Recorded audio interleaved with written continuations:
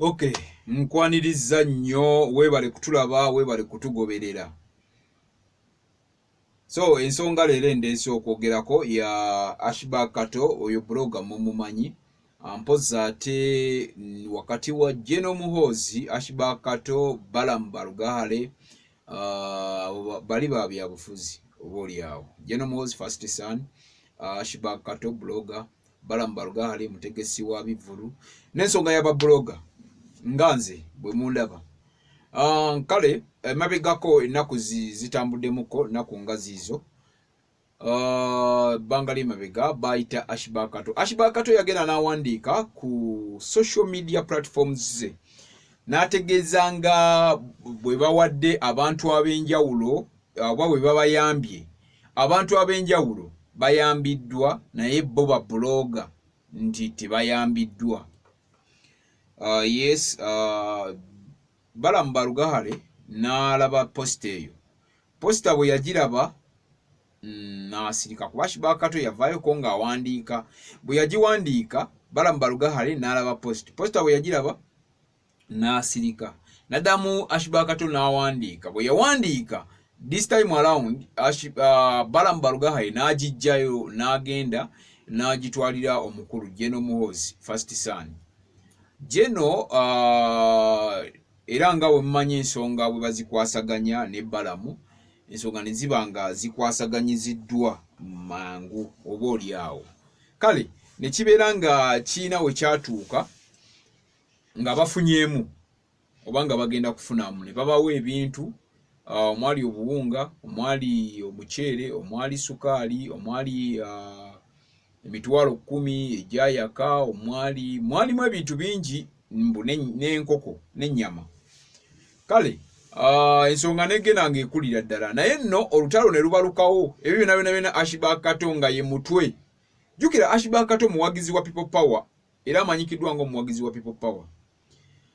Ashback Kato, ensonga za Ashback Kato zikutte wansi ne waggulu by the way, kubanga abaana bakitutte so political ne kituuka n'okuba nti mulimu ba blogger oba mulimu n'abawagizi ba People Power. Bino ebya social media mubimanyi, abawagizi ba People Power mbu like bagezezaako okugamba baagala omutwe gwa Ashback Kato. Abaana ku social media baana gye beeyogereza eyo.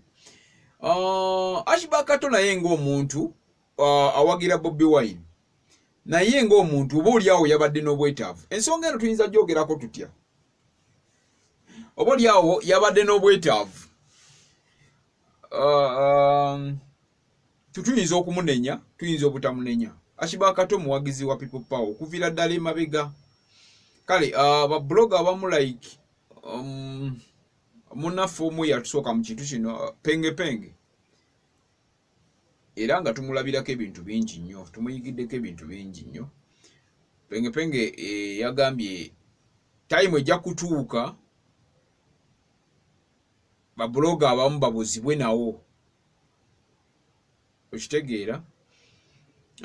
Waliwo comedian eyavuddeyo naye n'atabukira Ashback Kato, bamuyita, ngenda balekera bu video mu bulabe, bamuyita Kabata. Yabaddeyo ku Facebook page ye live n'ayomba nnyo n'agamba Ashback Kato ndoza comments oziwulira olaba engeri gye bakuvuma. Ashback Kato toli wa People Power, Ashback Kato olidde mu Bobi Wine olukwe. Ashback Kato muwagizi wa People Power, naye abawagizi ba People Power bavuddeyo ne bagamba Ashback Kato yalidde mu Bobi Wine olukwe. Okitegeera muganda wange gwandaba, Ashback Kato yalidde mu Bobi Wine olukwe. Lwaki? Enti bwe yavudde kukkiriza ku ebintu ebyavudde mu gavumenti eri mu buyinza. Omanyi nyina kye nabagamba nti ebiseera bisinga kiba kirungi ze nabagamba nali munnabyabufuzi naye nentandika obyebalama lwakubanga omanyi omuzimu gugira ne gunkwata. Naye bw'oba oyagala gavumenti eri mu buyinza, bw'oba togyagala ng'oyagala eri gy'oyagala ejje, gondera gavumenti eri mu buyinza eri gy'oyagala ejje kusange ng'oli mulamu. Ekyo ojja kunzikiririzaamu oba tonzikiririzeemu, naye nkyenyinza okugamba gondera government eri mu buyinza eri gyoyagala ekusange ng'oli mulamu. Okitegeera kati ebintu ebimuwe tugezeko tufubola bangeri gye tubikwasaganyamu mu ngeri emu bwendala nti ekintu kino kigenze politiko nnyo ekya Ashibaka Kato yawe. Okay, abamu tetwafunye tuli ba bloga ate era ensonga z'eggwanga tuzikwasaganya era social media egezezaako nnyo okulaba ng'ejjayo information omuntu wa wansi n'agikasuka eri mu bantu abasembayo waggulu paka ku minister paka ku MP paka ku oyo gwe kikwatako. Naye nga ffe aba social media aba Facebook, Instagram, Snapchat, Twitter, YouTube n'ebirala bingi nga ffe tukwasaganya ensonga ezo kubanga tuli ba ambassadors. Tetulinda government etusasule, ffe twekozesa. Okitegeera tebatukozesa. Kale ensonga ya Ashibaka Kato efuuse political etya babloga bamunyigidde kubanga enamba gye nategeddeko gye babasabye Ashibaka Kato bamusabye abantu 100 nabo ngenda kuterawo ku listi ya abantu abo bamusabye abantu 100 nanoonya nateekawo listi naye mulimu ne babloga be tutamanyi be twakolanga kwegamba nga tobamanyi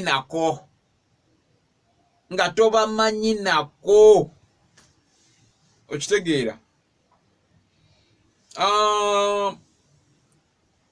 Ennaku nga 2 lowooza yaabwe bamaze okuwa Ashibaka Kato ebintu n'abifuna kubanga nyina mukwano gwange ntera omuletawo bamuyita Sula Flexible yagenze n'agezaako okumbulira ensonga za Ashibaka Kato era yaŋŋambye balamu ebintu ebimu tebafunye abantu tebafunye babloga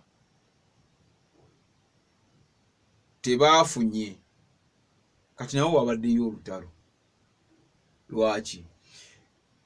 Enjala ya kisenyiga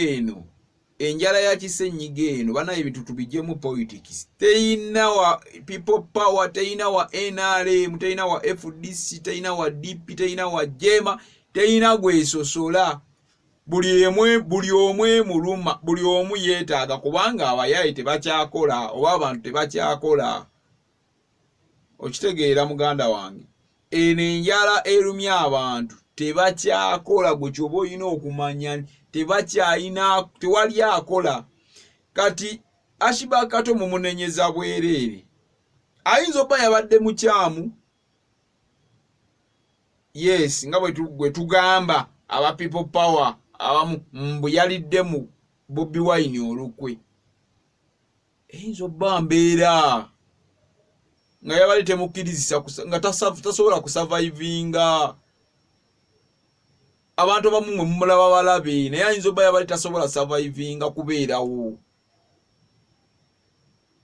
gwe weegombesa buli omu omuntu gwe weegombesa ate ali bubi nnyo okusinga boyi wange muganda wange ali bubi nnyo abantu bali bubi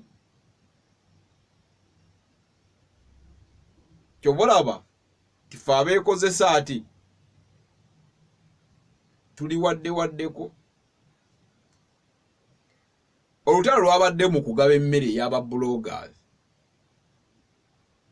nga naye baateekako kubanga mukwano gwa Sula Flexible bamussaako naye teyafunye n'abalala abantu ab'enkiza ab'enjawulo tebaafunye ng'ate baamaanyi tebalina ku lisiti. Waliwo kyali wange omulala bamuyita Dennis Dew naye blogger ate w'amaanyi naye teyafunye ate teyabadde na ku lisiti. Kati Ashibaka Kato yakoze ate ffe twalowoozezza nti oba yakoze ey'aba people power nga yataddemu ba people power naye si bwe kyabadde. Kyobola nkugamba tuleme kulowooza ebintu bino tuleme bissaamu bya bufuzi tuleme kubeera political mu bintu kati ebyokugaba emmere. Emmere enjala eruma buli omu eruma owa FDC eruma ewa NRM eruma owa DP eruma owa people power. Gwolowooza lwaki Ashibaka Kato yakutte emmere yavudde wa General Muhoozi nga muwagizi wa People Power. Bloga namba emu wa People Power. Era nfanfe wa Bobi Wine. Nfanfe mu ba bloga. Of course,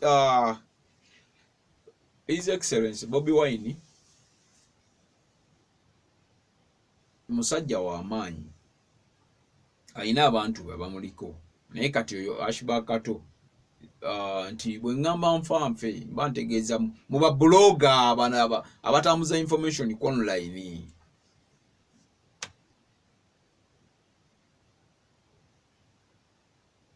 Ashiba Kato yalumbiddwa comedian Kabata. Oluvannyuma lwa Kabata yannyonnyodde nti Kabata yavaayo n'asaba emmere nga comedian. Ashiba Kato n'agenda ku peji n'amugamba musaba asaba emmere. Muli ba People Power laki musaba emmere. So Kabata yagezezaako omujjukizaamu n'agamba nasaba emmere wano n'otuvuma. Kakati gwe wasabye ssebe emmere gwatulaga nti oli bulungi. Ne Kabata naye nga comedian naye kyamunyigiddeeyo naye si musanyufu. Era y'omu bwe kuba kusaako omukono abataddeko omukono nti Ashiba Kato agobwe mu People Power.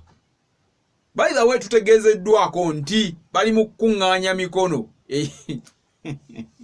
egigoba Ashiba Kato mu People Power.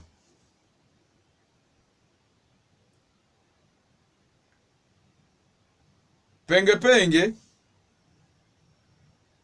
ka video genda kalabaawo. Naye y'omu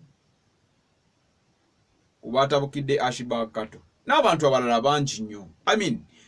Naye mbadde nsaba bannayuganda bannange oba gwandaba ebintu bino twesabire bwesabizi tubiggyemu ebyobufuzi tuggyemu nti oba kiki ebintu bino tufune engeri gye tukikwasaganyamu kubanga tekiri political. Otegede tukijje mu mbeera ey'okuba nti nno tutaddemu ebyobufuzi kuba buli we tunaateekamu ebyobufuzi kigenda kutuuka luubiriza nnyo abantu baffe enjala. Bwe tunaaba tweyongedde nga tutaddemu byabufuzi kigenda ba kizibu nnyo kitegeeza abantu bagenda kwongera okufa enjala. Okitegeera. So ebintu bya Ashiba Kato abaana banna People Power bo banoonya mikono mbu bamugobe mu People Power because yakutte emmere ya General Muhoozi n'agikkirize. Yayise mu bala mu Balugahale naye nga ye yakaaba yagenda ku social platforms ze n'akaaba ku media platforms n'akaaba n'agamba naffe tulina mmere ba bloggers. Naye bamugamba kuŋŋaanyawo ba bloggers 100 n'abakuŋŋaanya abaganyi n'okuwera ababadde nkaaga mu something n'ayongerako ne bawera oba olyawo n'abatwala. Era nawo wabaddewo olutalo nga tebaafunye emmere. Otegeera. So yeye mbeera munywanyi weyongera subscribinga tulabe webale kutulaba ate sharing agenda mu comment section leka obubaka kijaba kitukolera nnyo era nga kya mulembe nnyo ebintu bingi nnyo byenkyaleeta byenkyakubulirako okwetolola ensi yonna. Webale kwekuuma weyongera okwekuuma tusobola okumalako ate n'ekisenyiga kino eno. Kankulekera obu video bino naawe olabe abantu we baadde batabuse naddala comedian Kabata. Webale kutulaba.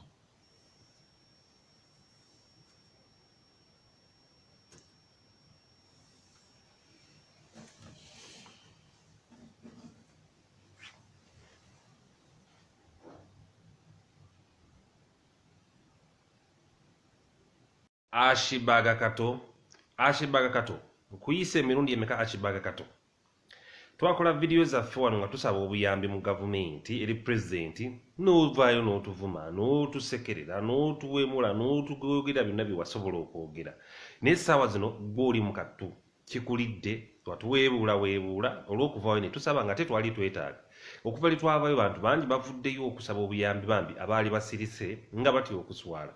Ashiba Kato bw'obanga naye wasobodde ovaayo n'osaba obuyambi n'obufuna naye njagala omanye nti oswadde nnyo ebbanga ly'okoledde ku obwa blogging ne ku Facebook kuno olaze nti tewalina kewatereka tolina kyokoze olaze nti oli mwavulunkupe nnyo ndira bakuwa buwi n'abakyala bakulabirira bulabirizi era abakubeezaawo. Sigo wandibuddeyo okusaba Ashibaga Kato. Sengo wadde oyagala nnyo okusabiriza nga bw'omulimu gwo ogufudde ogw'okusabiriza gavumenti okuwa Ashibaga Kato.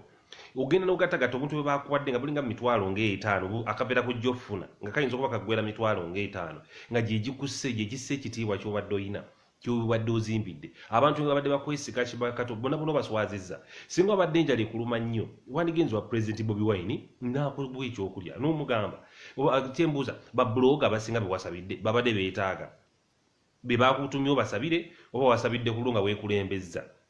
Senga obadde osabiramu cash money nandibulidde wadde enjala abantu ebaluma kyo kituufu naye waswazizza nnyo people power.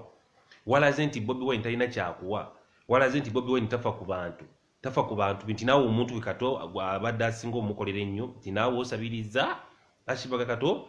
Senga obadde owulira oyagala nnyo n'otaswaza ekibiina kya people power na kisinde kya people power Ashibaga Kato nti bali bubi nti era ya mukama waabwe tebasobola kwerabirira enjala nabyo ebatta. Wandigenze ku page yo n'oteekako posti nogaba naye nfe enjala. Abantu bandikuwadde ssente, abantu bandikulabiridde, abantu bandikuwadde, abantu kwe bali kuno ku Facebook abalina omutima ogw'ekisa era abagaba. Senga ovaayo n'obatuukirira naye si kuvaayo neogenda weewoomereza n'osinikasinika obunnyo olw'okuba nti enjala ekuluma n'ogenda ne bakuwasa ebintu n'okola lisiti mpanvu nnyo ey'ababuloga. Kati kankubulira Ashibaga Kato obuntu ogenda bulya era mugenda bulya naye temuliddamu kukola vidiyo oba positi zonna zivumirira gavumenti oba muhoozi toliddamu. Ekyo njagala okimanyi ebintu mba mubirya mumanye nti positi yonna gy'olikola ng'ovumirira NRM nga wali ebintu, positi yonna gy'olikola ng'ovumirira muhoozi nga wali ebintu nga ku ssente ze kwe yakwata n'akuwa ojja kitegeera. Kale ssente sizize ekyo kyo twogera amazima wadde azirina kwe yakutte n'agaba naye ssente za muwi wa musolo ebintu biba bizze mubirye kuba ssente zaffe. Mwozi woofiisi erirudda waakolawo era akola mu gavumenti eno eyaffe gye batusolezaamu emisolo ne tubawa ebintu mubikwate mubirye ababyetaaga. Awulira nga tabyetaaga mbunze mumpite mubimpe mbigabire abanaku gye bali ababyetaaga batalina kyakulya batalina ku Facebook kuno. Naye Ashibaga Kato wakoze ensobi y'amaanyi. Nabyepengepenge ng'agamba Bobi Wine takwata bantu ssente zibawa. Bobi Wine woba oyina ssente babuloga bawe emmere tebayina bawe ssente woba oyina oba osobola basondera obuyambi kuyita omulanga abantu babawe emmere. Nze bwe ŋŋamba sandigambye nti Bobi Wine waba ayina ssente azisirikire nga nabyepengepenge bwagamba no bwabeerawo obusobozi wona Bobi Wine okufunira ababuloga emmere abafunire oba ssente abawe oba ayite obuyambi bajja bumu abwe babuloga emmere okusinga Ashibaga Kato bw'anaagenda ng'ayiikayiika endusu. Kale kasajja kwebuuza magezi. Wagambyeko Bobi Wine tolina kyakulya n'akikuma, wagambyeko abantu ba people power nti tolina kyakulya ne bakikuma naye we nawe n'okanusa endusu oyiiseyiise ndowooza bye byakugana n'ogejja. We nawe n'oleebeesereebeese oyiise endusu obuntu butono bukumazeemu bwe buti posi okola zaakumukumu oli mu kuyaayaana oli mu kwebaza oli mu kuswaza abantu ba people power mbu tebasobola kufa ku bantu baabwe oli mu kubalya okubanga okulya mu lukwe wadde enjala eruma naye obuntu bwa ssente mmeka ffe twasaba ssente naye gw'osaba ebyakulya okakaveera kali mitwalo ng'etaano oba obalirira obunga simanyi sukaali obusabbuuni obubutto wonna paka eyinza okuba eggwera mitwalo ng'etaano omuntu omu. Niffe twasaba kashimani kwekoleramu byamakulu maaso eyo wadde tetunabifuna. Nze sinabifuna bye twasaba sinabifuna oba omulanga baaguulira simanyi naye bonna ababimpadde nja bikwata. Naye Ashibaga Kato oswazizza nnyo ekibiina kya people power, oswazizza nnyo banna people power. Si ggwe Ashibaga Kato akandiyiiseyiise endusu bwe katyo.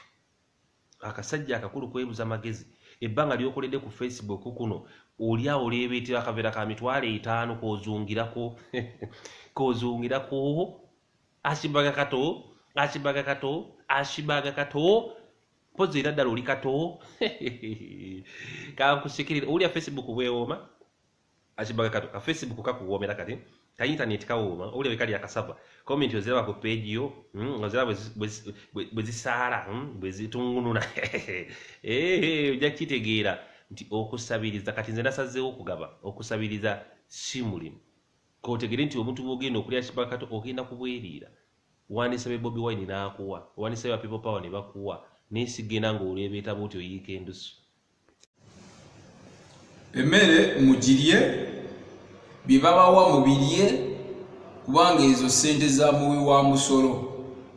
Ebyo bigambo bya pengepenge omu ku babuloga ab'amaanyi ku nsonga ya buloga owa Ashibakato oba amanyikiddwa nga Ashibakato eyafunye emmere okuva ewa General Muhoozi ne Mwami Balamu. Nti emmere bwe bagikuwa togigaana. Era Pengepenge yategezeza nti nga Bobi Wine bwe yagamba ku ba MP abaali emiliyoni 2 nti muzirya okuzirya muzirye naye eyo nguzi. Era ne Pengepenge bwe yategezeza nti babuloga naawe yonna gy'oli okulya emmere n'olya nti nguzi. Bigambo bya Penge. Kale kukwongera kugumiza amawulire agaliwo wakati wa Balamu ne Ashibakato ku nsonga y'ababuloga okubawa emmere okuva ewa General Muhoozi. Ffe tuliwo kulaba nga ab'amawulire, tuliwo kulaba nga ababuloga, kulaba nga abantu ababeera wansi ku gulawundi ku simu yooko n'osubscribinga n'olaba vidiyo eno gy'olaba n'ogamba bino bye biri mu nsi byebyo muganda wange oyo Pengepenge. Yes, kakati abantu bangambye nti baako kyogerako Penge kubanga bw'oyogera ensi ewulira. Kakati waliwo ebintu ebigenda bitambula nti waliwo babuloga abafunye emmere Balamu yagibawadde ng'eva wa mukulu Muhoozi. Abantu bangambye mbeeko kye njogera. Waliwo babuloga e Kampala awo abafunye emmere ng'eva wa Muhoozi Kayine Rugaba. Mbuze nkyogereko. Nze nabagamba bwe nti baganda bange. Bw'oba omanyi oli buloga wansi awo ng'omanyi embeera yombi kwata emmere ogirye. Olw'ensonga naawe oli muntu ligadde si kyokolera eggwanga bino nti weefuula buloga bikoze bitya oli muntu so oba oli mu kaseera kabi nga tolina kyakulya emmere girye kubanga emmere eyo eguliddwa ku ssente z'omuwi w'omusolo gwe z'osasula bakuddiza ku ssente ze babadde babbye. Nziramu Muhoozi abaddiza ku ssente ze babadde babbye ne taata we ze badde babbe babagulidde emmere so kikakatako okukwata emmere eyo kuba bakuddiza naye nkugamba eyo si mmere nga woogiwulira eyo nguzi. Nziramu baganda baffe bangi bayagga tebalina kyakulya waki bazze babuloga be baba bawa emmere nedda mukola omulimu gw'amaanyi mwe bannamawulire abasaka amawulire ne muteeka omuntu wansi oba waggulu mukwate emmere eyo naye mbagamba nga bweno yagamba MOP banne eyo si nti mmere nti mukwate mugulye eyo babawadde enguzi eyinza okubaako repercussion etya nti lisiti eyo yenna nga mwagiwandise nti mwagala okulya emmere oba nti enjala ebaluma mpaawo omuntu yenna agenda kuddamu kuba gavumenti nga olya ku mmere ya Muhoozi. Mwe muli ku ground mbabuulira nze Penge nsobola okikola ekyo kuba ndi bulaayo. Baganda bali ku ground mbagamba nti emmere mugirya leero ne mukimanyi nti negenda kubanga bataddeko paadiro okuba kufulu ku mimwa ye emmere ya Muhoozi. Ekirala waliwo kyennalabye abantu bali mu kubeera nga bagamba nti Bobi Wine tagabalira ababuloga ssente. Mbadde nsaba Bobi Wine gy'oli bakuyita mu kodo bakuyita mbu listing nkusaba towa omwana yenna omulenzi omuvubuka nga taliiko bulemu nti omuwa ssente mbu yakira ku makya nagula ka kompyuta nayiga okukola Facebook live mbu buloga. Bobi Wine olunaku lutandika okugabira abo abavubuka ssente nja kukyawa omuvubuka yenna nga asobola okukola agenda akole eno struggle teri ku Bobi Wine yekka. Bobi Wine genda maaso n'okubeera omukodo.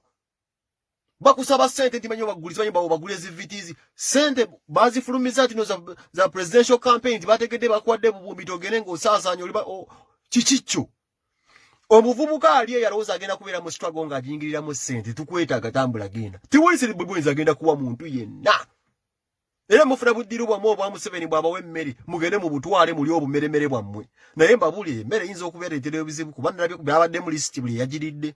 Era mbakasa mu 2 n'aba atuuse babuloga bambaje kwa babuzibwawo dda. Babuloga bambaje kwa babuzibwawo dda banga bafune ayirisi gye bawandiise eyo munambuulira n'ekirala Bobi tagenda kukombya muntu ssente. Bobi towa omuntu yenna ekikumi kye ssente eno struggle si ya Bobi Wine yekka nga kyakufaaniga oli mwana wa nnyina.